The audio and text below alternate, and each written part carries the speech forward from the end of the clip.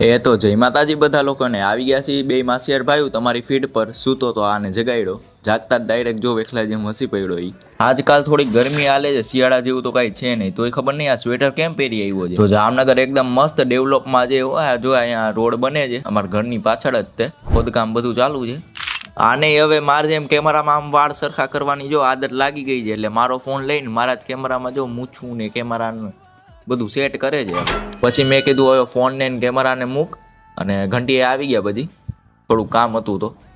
ઘરનું કામ બતાવવા આવી ગયા પછી ઘંટીએથી ડાયરેક્ટ ગયા સ્ટેશનરીએ થોડીક ઝેરોક્સ કરાવવાની હતી ઝેરોક્સ કરી ત્યાંય ભીડ હતી થોડી આ પાન થૂકે છે જાહેરમાં પછી આપણે કેમેરામાં વાળ સેટ કરતા કરતા આવી ગયા કેફે